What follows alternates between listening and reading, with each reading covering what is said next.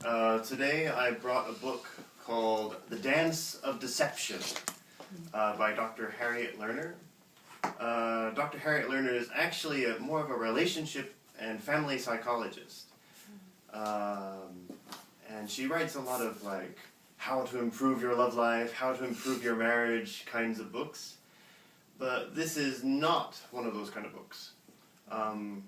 Rather than writing a how-to book, she wants to write a book to explore why we lie, why we deceive people, and the difference between honesty and truth. And most of this is written specifically towards a female audience, and she knows that most of her readers are women. But it's very applicable for men and anybody who's living with people. Maybe hermits don't need this book, but I was reading this book as part of an ethics class, and we often say, "Oh, lying is bad," right? But we never really explore like what exactly about lying is bad. And some of the topics that she brings up, one I thought was very interesting, was saying the body seeks truth. I think that's the title to one of her chapters.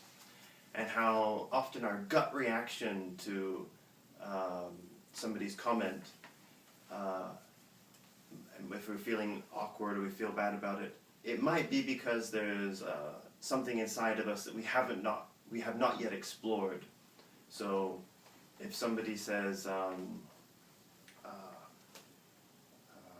I don't have a good example for that one, so I'll skip it. But I'm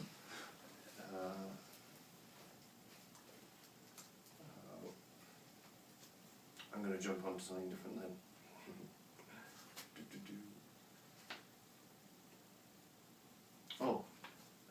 So one of the things I really liked about this book, though, I'll go into that. They talked a lot about how we try to hide topics with language. And I think as anybody who's teaching English, it's very interesting. And of course, as a woman, one of the things she writes about the most is how in English, men and women are very shy about saying the word vagina and talking about anything about the female genitalia. But of course we see penises and hear dick jokes all the time. And so she says, one of her comments is that by hiding that word and making it something people feel uncomfortable about, we're giving, not only are we giving this word power, but we're stopping a discussion. And we're stopping sometimes a very important discussion. And for people studying sociology and the idea of patriarchy, there's that idea that men in charge control language. So if men don't want women talking about their vaginas, why is that?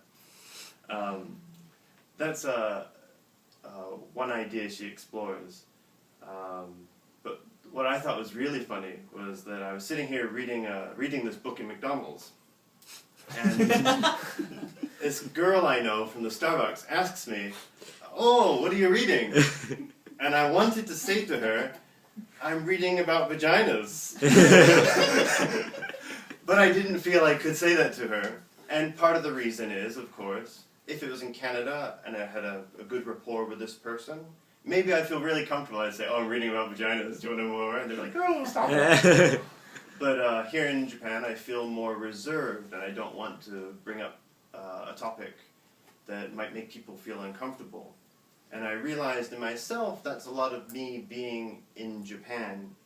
And so, in a way, I feel the same pressure she's talking about here in Japan that I wouldn't feel in Canada.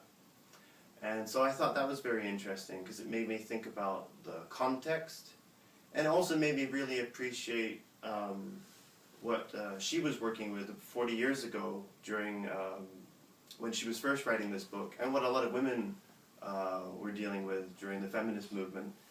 And for me, that's not something I really ever had to think about too much because I grew up in a very liberal environment. We were very free to talk about things. And so I couldn't really empathize until reading her story.